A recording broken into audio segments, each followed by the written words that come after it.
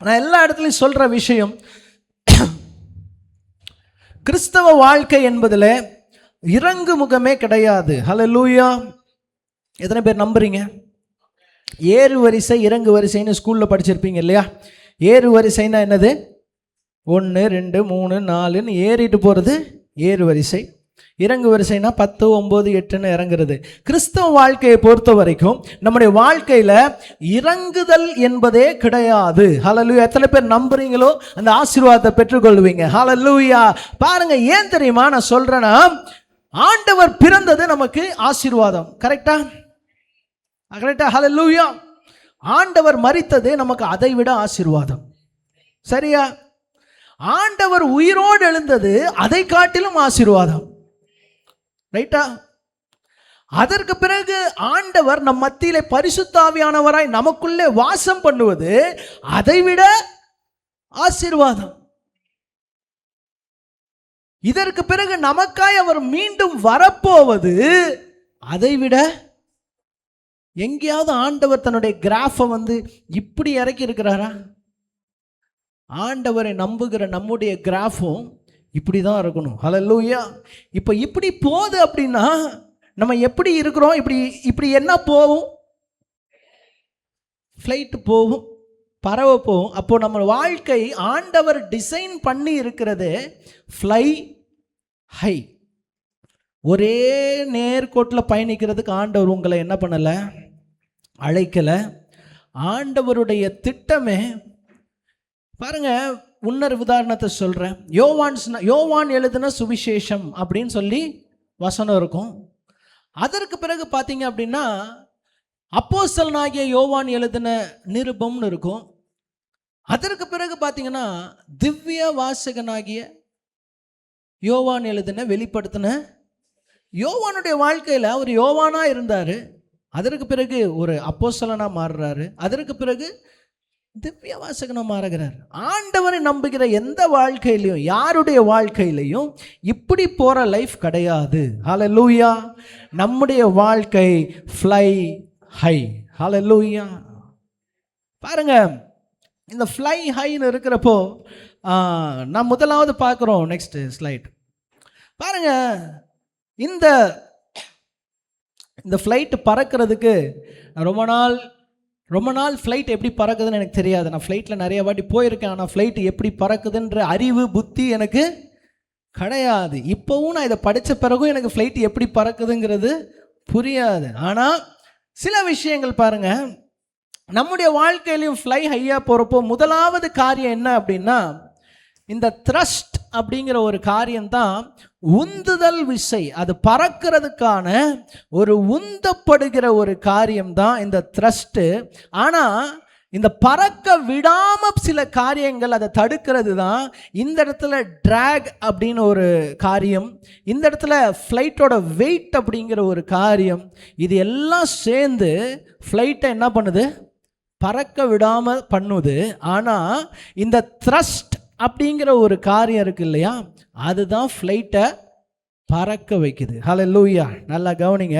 அப்போ நம்முடைய வாழ்க்கையில் பல நேரங்களில் இந்த மாதிரி இழுத்து கீழே தள்ளுகிறதற்கு பல ஆட்கள் வருவாங்க, பல சூழ்நிலைகள் வரும், பல காரியங்கள். நீ கீழே தான் நடக்கணும்னு ஆசைப்படுறதுக்கு நிறைய பேர் என்ன பண்ணுவாங்க? யோசிப்பாங்க. யாரும் நீ மேலே பறக்கணும்னு ஆசைப்படும் போது சந்தோஷமாக பறன்னு சொல்கிறது யாரும் ரொம்ப ரேராக யாராவது சில பேர் தான் என்ன பண்ணுவாங்க? இருப்பாங்க. ஆனால் நிறைய பேர் என்ன பண்ணுவாங்கன்னா, உன்னை பிடிச்சி இழுக்கிறதுக்கு தான் என்ன பண்ணுவாங்க? ஆசைப்படுவாங்க. உன்னை பிடிச்சி கீழே தள்ளுறதுக்கு தான் ஆசைப்படுவாங்க. ஹல்லேலூயா. அப்போ நல்லா கவனிச்சிங்க அப்படின்னா, இந்த உந்துதல் சக்தி யாரு தரா அப்படின்னா, இது எல்லாம் நம்ம உலகம், மனுஷன், மாம்சம், பாவம், இச்சை, இது எல்லா காரியம், கோபம், பெருமை, பொறாமை, இந்த எல்லா காரியமும் இதை இழுத்தாலும் நமக்கு த்ரஸ்ட், நமக்கு ஒரு உந்துதல் விசை கொடுப்பது யார் அப்படின்னா, மேலே போவதற்கு அது ஆண்டவராகிய இயேசு கிறிஸ்து ஒருவர் மாத்திரமே. ஹல்லேலூயா. ஹல்லேலூயா. ஃப்ளை ஹை அப்படின்னோன்னா உங்களுக்கு எந்த பறவை ஞாபகம் வருது? ஏன் காக்காலாம் ஞாபகம் வர மாட்டேங்குது? ஸோ காக்கா அளவுக்கு நம்ம பறக்க முடியுமா? ஆனாலும் ஃப்ளை ஹைனா நமக்கு என்ன ஞாபகம் வருது? கழுகு. ஹல்லேலூயா. ஏன் கழுகு ஞாபகம் வருது அப்படின்றத சில பாயிண்டில் நான் சொல்லிட்டு அதற்கு பிறகு ஒரு முக்கியமான ஒரே ஒரு பாயிண்ட்டை தான் உங்களுக்கு இன்றைக்கி போகும்பொழுது மனசில் இது ஒரே ஒரு பாயிண்ட் உங்களுக்குள்ளே இருந்ததுன்னா போதும். ஹல்லேலூயா. அடுத்த ஸ்லைட் போங்க. ஹல்லேலூயா. இந்த கழுகு நல்லா கவனிங்க. கழுகை குறித்த ஒரு 5-6 பாயிண்ட் டப்பு நான் சொல்கிறேன். ஏன் நம்ம கழுகை ஒரு உதாரணமாக வைக்கிறோம் இந்த ஃப்ளை ஹை அப்படின்னா, அது எல்லா பறவையை காட்டிலும் உயரமாய் பறக்கும். இன்னொரு காரியம், கழுகுடைய ஒரு ஸ்பெஷாலிட்டி என்ன அப்படின்னா, ஈகிள் கழுகு தனியாக தான் பறக்கும். என்னைக்காவது கழுகு கூட்டமாக இந்த டப்புன்னு பார்த்தீங்கன்னா அந்த அன்னப்பறவைகள்லாம் ஒரு 100-150 பறவைகள் என்ன பண்ணும்? ஒன்றா பறக்கும். நிறைய பேர் கழுகுக்கும் பருந்துக்கும் வித்தியாசம் தெரியாது. கழுகு தனியாக தான் பறக்கும். ஹல்லேலூயா. என்னைக்குமே அது கூட்டம் சேர்ந்து ஒரு கூட்டத்தோடு சேர்ந்து போகிறதுல பிரியப்படாத ஒரு பறவை இந்த கழுகு. ஹல்லேலூயா. ஏன் அப்போ நம்ம உயர பறக்கணும்னா நம்முடைய ஃபர்ஸ்ட் குவாலிட்டி என்ன இருக்கணும் அப்படின்னா, தனியாக இருக்கணும்னா ஃபேமிலியை விட்டு உடனே என்ன பண்ணிடக்கூடாது. அண்ணன் சொன்னார் நம்ம என்ன பண்ணிடலாம், தனியாக போயிடலாம். அப்படி கிடையாது. ஆண்டவருக்குள்ள ஒரு தனிப்பட்ட உறவு உங்களுக்கு அவசியமாக இருக்கிறது. ஹல்லேலூயா. நீங்கள் எவ்வளோ பெரிய ஆளாக வேணால் இருந்துடலாம், எவ்வளோ பெரிய வொர்ஷிப் லீடராக இருக்கலாம், பாஸ்டராக இருக்கலாம், நீங்கள் உலகத்தில் பெரிய வேலை செய்யலாம், பணம் சம்பாதிக்கலாம், கோடியாக சம்பாதிக்கலாம். ஆண்டவரோடு கூட ஒரு பர்சனல் ரிலேஷன்ஷிப் உங்களுக்கு இல்லை அப்படின்னா நம்மளால் ஹையாக ஃப்ளை பண்ண முடியாது. ஹல்லேலூயா. நம்ம நடந்துக்கிட்டு இருக்கலாம், தவழ்ந்துக்கிட்டு இருக்கலாம், ஊர்ந்துக்கிட்டு இருக்கலாம். ஆனால் பறக்கணும் அப்படின்னா ஆண்டவரோட தனியான ஒரு ரிலேஷன்ஷிப் நமக்கு வேணும். ஹல்லேலூயா. அடுத்த பாயிண்ட் கழுகு பற்றி சொல்லும் பொழுது, கழுகு காக்காவை சந்திக்காது. என்னைக்காவது கழுகும் காக்காவும் ஒன்றா உட்காந்து வடையவா நம்ம ஷேர் பண்ணிக்கலாம், நீ என்ன பண்ணுற 2 வடை வச்சுருக்கனா எனக்கு ஒரு வடை கொடு அப்படின்னு கழுகு என்னைக்காவது காக்கா கூட உட்காந்து பேசினது கிடையாது. தேவையில்லாத காரியங்களில் தன்னுடைய நிலைக்கு, தன்னுடைய பரிசுத்தத்திற்கு, தன்னுடைய ஸ்டாண்டர்டுக்கு கம்மியாக கழுகு என்ன பண்ணாது, போகாது. நல்லா பாருங்க. என்னைக்காவது அதை பார்த்தீங்கன்னா ஏதாவது ஒரு மரத்தில், மாமரத்தில் உட்காந்துக்கிட்டு கத்திக்கிட்டு கழுகு இதெல்லாம் நீங்கள் பார்க்கவே முடியாது. ஒரு சின்ன விஷயங்களெல்லாம் நீங்கள் கழுகு என்ன பண்ண முடியாது, பார்க்க முடியாதுங்க. அதே மாதிரி கழுகுக்கு 2 பார்வைகள் ஆனால் ஒரே விஷன்.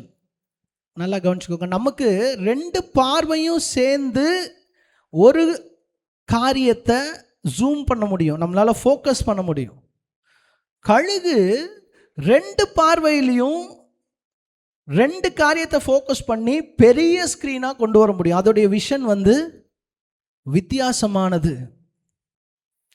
நமக்கு 2 பக்க வாழ்க்கை இருக்குங்க. ஒரு பக்கம் ஆவிக்குரிய வாழ்க்கை, ஒரு பக்கம் மாம்சத்துக்குள்ளாய். 2மே இருக்குது. 2துலேயும் நம்ம தப்பிக்க முடியாது. எல்லாம் திருமணமானவர்கள், நீங்கள் எல்லா வேலைக்கும் போயாகணும், நீங்கள் சம்பாதிச்சாகணும், வீட்டையும் மேனேஜ் பண்ணணும், எல்லாத்தையும் செய்யணும். வாலிபர்கள் இருந்தால் இதெல்லாம் இதுக்கு மேலே உங்களுக்கு வரும்.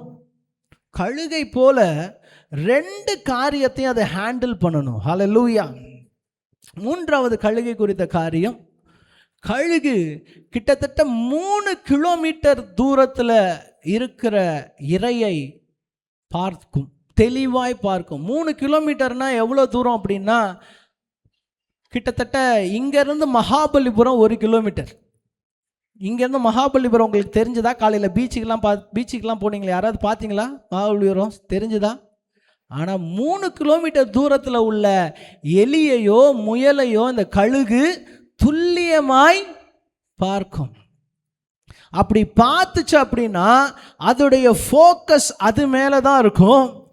நேராக மேலேருந்து அந்த இரையை நோக்கி வரும். எந்த மேகமும் அதை ஒன்றும் செய்ய முடியாது, எந்த காற்றும் அந்த கழுகு என்ன பண்ண முடியாது, ஒன்றும் செய்ய முடியாது. ஹல்லேலூயா. அப்போ நம்முடைய ஃபோக்கஸ் எங்கே இருக்கணும் அப்படின்னா, நாம் ஏதாவது ஒரு காரியத்தை ஆண்டவருக்காக செய்யணும்னு நினச்சா அந்த ஃபோக்கஸ்லேருந்து எந்த விதமான நேரத்தில் நாம் மாறக்கூடாதுங்க. நடுவில் மேகம் வரும், காற்று வரும், இதெல்லாம் வரும். ஆனால் அந்த ஃபோக்கஸ்லேருந்து நம்ம என்ன பண்ணக்கூடாது? மாறக்கூடாதுங்க. இன்னொரு விஷயம், கழுகு உயிரோட இருக்கிற காரியத்தை தான் தின்னும், அடித்து தான் என்ன பண்ணும்? தின்னும். பருந்துகள் தான் செத்த காரியத்தை சாப்பிடும். நீங்கள் வேணால் சர்ச் பண்ணி பாருங்கள். கழுகு உயிரோடு இருக்கிற காரியங்களை தான் தின்னும், செத்து போன காரியங்களை தின்னாது. நம்முடைய வாழ்க்கையில் கூட பல நேரங்களில் இந்த செத்து போன காரியங்கள் நிறைய விஷயங்கள் நம்முடைய வாழ்க்கையில் இருக்குது. பாருங்கள், ஆபிரகாம், சாராள் மரணம் அடைகிறாள், ஆபிரகாம் இருக்கிறாரு. ஆபிரகாம் சொல்லுகிற ஒரு காரியத்தை நீங்கள் நல்லா கவனிங்க. அந்த இடத்துல சாராளை நான் எங்கே அடக்கம் பண்ணுவதுன்னு கேட்கல, இந்த பிரேதத்தை நான் எங்கே அடக்கம் பண்ணுவது. பாருங்க, செத்து போயிட்டாங்க, செத்துட்டாங்க, செத்த காரியங்கள் இருந்ததுன்னா அந்த காரியத்தை நம்முடைய வாழ்க்கையிலிருந்து என்ன பண்ணிடணும்? எடுத்து போட்டுடணுங்க. அப்போ இந்த கழுகு உயிரோடு இருக்கிறத தின்னுமே ஒழிய, வல்ச்சர்ஸ் அதாவது பருந்து தான் மரித்ததை சாப்பிடும். ஹல்லேலூயா. இன்னொரு 2 காரியங்கள். இந்த கழுகுக்கு புயல் காற்றுன்னு வந்துடுச்சுன்னா எல்லா பறவையும் அடைக்கலத்தை நோக்கி ஓடும். பறவையெல்லாம் என்ன மரத்துக்கு பொந்த நோக்கி என்ன பண்ணும்? போவோம். காக்கா, குருவி எல்லாம் ஓடும். ஆனால் இந்த கழுகு மாத்திரம் அந்த புயலுக்கு மேலே பறக்க ஆசைப்படும். ஹல்லேலூயா. நம்முடைய வாழ்க்கையில் பிரச்சனைகள் வந்தால் பயந்து ஓடக்கூடாதுங்க. நிறைய பேர் என்னுடைய வாழ்க்கையில் பிரச்சனை வரும்போது பயந்து பயந்து பயந்து பயந்து ஓடுறோம். ஆனால் கழுகு அந்த பிரச்சனைகளுக்கு மேலாய் தன்னுடைய சட்டைகளை அடித்து பறக்க ஆரம்பிக்கும். ஹல்லேலூயா. கடைசியாய் ஒரு காரியம் கழுகை குறித்து பேசிவிட்டு நான் கடந்து போகிறேன். கழுகு தன்னை தானே ரினியூ பண்ணிக்கொள்ளும். ஹல்லேலூயா. வேறு யாருடைய உதவியும் கழுகுக்கு தேவை கிடையாது. கழுகு ஒரு 40 வருஷம் வாழ்ந்த பிறகு அது தன்னை தானே வாழ வயதாக்கி கொள்ளும். எப்படி வாழ வயதாக்கி கொள்ளும்னா, அது தன்னுடைய இறகுகள், சிறகுகள், அந்த மூக்கில் இருக்கிற அழகு, அந்த அழகெல்லாம் எல்லாத்தையும் உடைச்சி போட்டு அது மறுபடியும் ரினியூ பண்ணும். மறுபடியும் அந்த சிறகுகள் வளர்கிறதற்கு, இறகுகள் வளர்வதற்கு, அந்த அழகு வளர்வதற்கு காத்து கொண்டு இருக்கும். அதை காத்து கொண்ட பிறகு வசனம் சொல்லுது, கர்த்தருக்கு காத்திருக்கிறவர்களோ என்ன அடைவாங்க? புது பலன் அடைவாங்க, கழுகுகளை போல. ஹல்லேலூயா. அப்போ இவ்வளவு காரியம் நம்ம பண்றோம். நம்ம கழுகு போல தானே. இப்போ நீங்கள் சொன்ன பாயிண்ட் எல்லாம் வச்சு பார்த்தா நம்ம யாரு? சொல்றது பார்த்தா காக்கா மாதிரி இருக்கு. கழுகா காக்காவா? கழுகு. நம்ம யாரு? கழுகு. ஏன்னா நம்ம ஃப்ளை ஹை, நம்ம ஹையா பறக்கிறோம். இப்போ நம்ம கழுகா இருக்கிற பட்சத்தில் நம்மளுடைய கூடு எங்க இருக்கணும்? சொல்லுங்க. கண்மலை. ஹல்லேலூயா, ஹல்லேலூயா. நிறைய பேர் பண்ற மிஸ்டேக் இதுதான். நம்ம கழுகு என்பது, நம்ம உயர பறக்கிறோம் என்பது உண்மை, நம்ம பறக்க போகிறோம் என்பது உண்மை. ஆனால் பறந்துட்டு நீங்கள் கீழே வந்தீங்கன்னா, கீழே உங்களுடைய வாசஸ்தலம் இருந்தது அப்படின்னா, கீழே இருந்து உங்களை மேலே பார்த்தான் இல்லை பறக்கும் போது, அவன் சும்மா விட மாட்டான். நல்லா கவனிச்சுக்கோங்க. பிசாசு நீங்கள் பறக்கிறத பார்த்துட்டான். ஆனால் பறந்துட்டு மறுபடியும் நீங்கள் கீழே வந்து இருந்தீங்க அப்படின்னா, சர்ப்பம் என்ன பண்ணாது? கழுக சும்மா விடாது. அப்போ கழுகு எங்க தங்கணும் அப்படின்னா, அது கண்மலையின் மேலே தான் தங்கணும். நல்லா கவனிங்க. இதுதான் இன்னைக்கான பாயிண்ட் உங்களுக்கு. நம்ம உயர பறந்து போகலாம், என்ன வேணா செய்யலாம், என்ன காரியத்தை வேணா செய்யலாம். ஆனால் நாம் தங்குகிற இடம், இளைப்பாறுகிற இடம், அது ஒரு கண்மலையாக இருக்க வேண்டும். ஹல்லேலூயா. அந்த கண்மலை வேற யாருமே கிடையாதுங்க. அது கிறிஸ்துவே. ஹல்லேலூயா. எல்லா கரங்களை தட்டுங்க பார்க்கலாம். அந்த கண்மலை வேற யாரும் கிடையாது.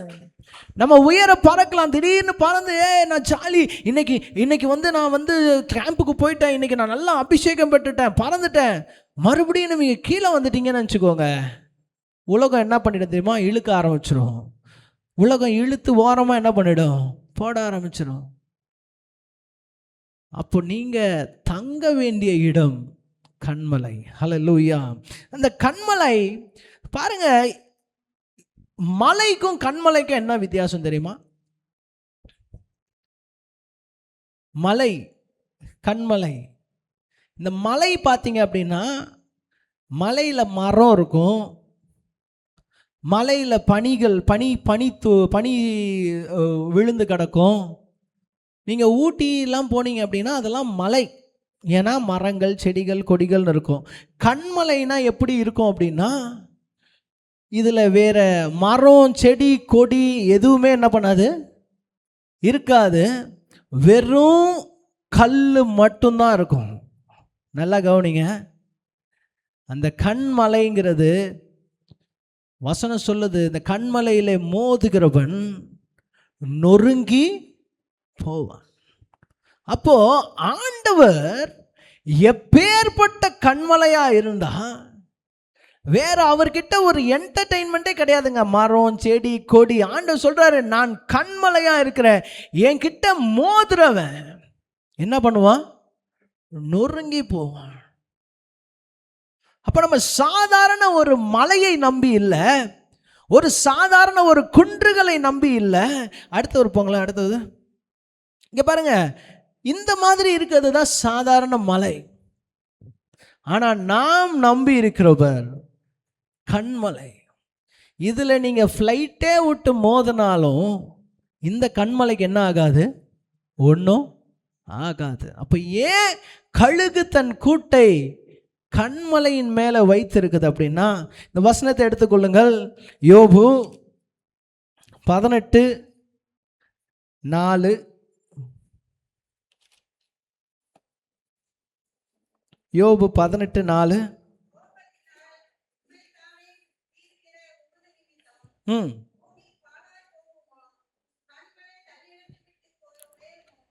கண்மலை தன்னிடத்தை விட்டு பேருமோ? கண்மலையை யாராலும் என்ன பண்ண முடியாது? பேத்து எடுத்து கொண்டு போக முடியாதுங்க. அப்ப கழுகு ஏன் தன்னுடைய கூட்டை கண்மலையின் மேல வைக்குது அப்படின்னா, ஏன் மரத்தின் மேல வைக்கல? மரம் என்னைக்காவது அசைஞ்சு என்ன பண்ணிடும், நீ கூட்ட மாற்ற வேண்டிய சூழ்நிலை வந்துடும். ஆனால் கண்மலையின் மேலே இருந்துச்சு அப்படின்னா, நம்முடைய கூடு, நம்முடைய வாசஸ்தலம் கண்மலையின் மேலே இருந்தது அப்படின்னா, யாராலையும் நம்மளை என்ன பண்ண முடியாது? அசைக்க முடியாது. ஸோ இன்னைக்கு இந்த ஒரே ஒரு பாயிண்ட் தான் உங்களுக்கு நான் சொல்கிறேன். நம்ம உயர பறக்கிறோம், கழுகு போல நம்ம பறக்க போகிறோம். இனிமேல் நம்முடைய வாழ்க்கையில் ஆண்டவர் நம்மளை மேலே மேலே மேலே மேலே மேலே தான் கொண்டு போக போகிறாரு. ஆனால் மேலே கொண்டு போகும் பொழுது நான் தங்கும் இடம் ஒரு மரமாக இருக்கக்கூடாது, ஒரு செடியாக இருக்கக்கூடாது, ஒரு பொந்தாக இருக்கக்கூடாது, இல்லை ஒரு மணல் மேலே அஸ்திபாரம் போடப்பட்ட வீடாக இருக்கக்கூடாது. நம்முடைய வீடு கண்மலையின் மேல் அஸ்திபாரம் போடப்பட்ட வீடாய் வாசஸ்தலமாய் இருக்க வேண்டும். ஹல்லேலூயா. ஏன் சொல்றேன்னா, போன வாரம் ஒரு செய்தி எடுக்கும் பொழுது, யாக்கோபின் வாசஸ்தலங்கள் எல்லாவற்றை பார்க்கிலும் ஆண்டவர் சீயோனின் வாசலின் மேல் பிரியமா இருக்கிறார்னு வசனம் சொல்லுது. ஏன் சீயோனின் மேல் பிரியமா இருக்கிறார்னா, சீயோன் என்பது ஒரு கோட்டை, அது அசைக்க முடியாத ஒரு பர்வதமா இருக்கிறதுன்னு பார்க்கிறோம். அப்ப ஆண்டவருக்கு பிடித்த ஒரு காரியம் என்ன அப்படின்னா, ஒரு அசைக்க முடியாத கோட்டையில உங்களுடைய வாசஸ்தலங்கள் இருக்க வேண்டும். ஹல்லேலூயா. உயர பறப்பது என்பது கரெக்ட் தான். ஆனா நீங்க ஒரு கட்டத்துல சோர்வடையும் பொழுது, ஒரு கட்டத்துல இளைப்படையும் பொழுது, நீங்க எங்க போய் தங்கணும் அப்படின்னா, அது கண்மலையில் இருக்கணும். ஹல்லேலூயா. ஏன்னா மோசே சொல்றாரு, ஆண்டவரே நான் உம்மை தரிசிக்க வேண்டும், நான் உம்மை பார்க்க வேண்டும், நான் உம்மை பார்க்கணும்பா. அப்ப சொல்றார் ஆண்டவர், என்னிடத்துல ஒரு இடம் இருக்கு, அந்த கண்மலையின் வெடிப்புல என்ன பண்ணு, நீ நில்லு. அப்ப ஆண்டவரிடத்துல இருக்கிற ஒரு இடம், ஆண்டவர் சூஸ் பண்ற, உங்களுக்கு கொடுக்கிற ஒரு பெஸ்ட் ஆப்ஷன், நீங்க எங்க ஸ்டே பண்ணணும் அப்படின்னா, இந்த கண்மலையின் மேல ஸ்டே பண்ணணுங்க. மணலின் மீது அஸ்திபாரம் போடப்பட்டீங்கன்னா, காற்றடிக்கும் போது, மழை பெய்யும் போது, சின்ன கோபம் வரும் பொழுது நம்ம அப்படியே ஆவிக்குரிய ஜீவத்தை விட்டு வெளியே போயிடுவோம். சின்ன டென்ஷன் வந்ததுன்னா போதும், நம்ம இவ்வளோ நாள் சர்ச்சுக்கு போனோமாங்கிறதே மறந்துடுவோம். இவ்வளோ நாள் பைபிள் வாசிட்டு இருந்தோமேன்னு அது மறந்துடுவோம். நம்முடைய வாயிலேருந்து வர வார்த்தைகள்லாம் வேற மாதிரி இருக்கும். ஏன்னா மணல் மேலே அஸ்திபாரம் போடப்பட்டு நம்ம என்ன பண்ணுறோம், போய்கொண்டு இருக்கிறோம். இன்னைக்கு நீங்கள் கழுகுதான், உயர பறக்க போறீங்க என்பது நிஜம்தான். யாரும் உங்களை டச் பண்ண முடியாதுங்கிறது நிஜம்தான். ஆனால் என்னைக்காவது உனக்கு ஒரு இளைப்படைஞ்சிட்ட அப்படின்னா, என்னைக்காவது நீ கொஞ்சம் டயர்ட் ஆகிட்ட அப்படின்னா, நீ எங்கே இளைப்பாறணும், எங்கே தங்கணும்னா கண்மலையின் மேலே தங்கணும். ஹல்லேலூயா.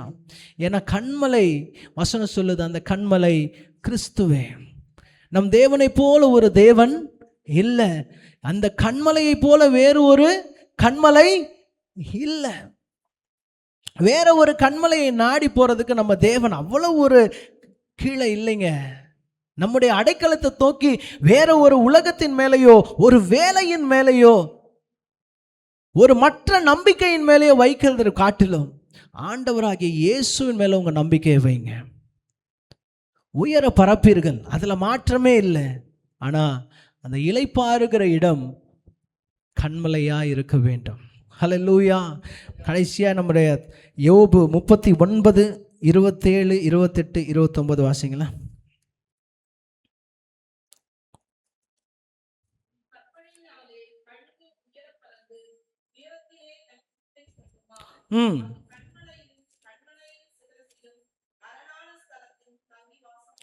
பாருங்க, எங்க வாசம் பண்ணும் கழுகு? கண்மலையிலும், கண்மலையின் சிகரத்திலும், அரணான ஸ்தலத்திலும். கண்மலையிலும், கண்மலை சிகரத்திலும், அரணான ஸ்தலத்திலும். ஏன்னா கழுகு அதோடைய ஸ்டாண்டர்டை என்னைக்குமே என்ன பண்ணாது, குறைச்சிக்க கூடாது, குறைச்சிக்காது. ஹல்லேலூயா. அப்போ இன்னைக்கு நம்முடைய தலைப்பு ஃப்ளை ஹை, உயர பறக்கிறோம். கழுகை போல உயர பறக்கும் பொழுது நம்முடைய ஸ்டாண்டர்ட் கண்மலை மேலே நம்ம என்ன பண்ணணும், அஸ்திபாரம் போடப்பட்டவர்களாக இருக்கணும்.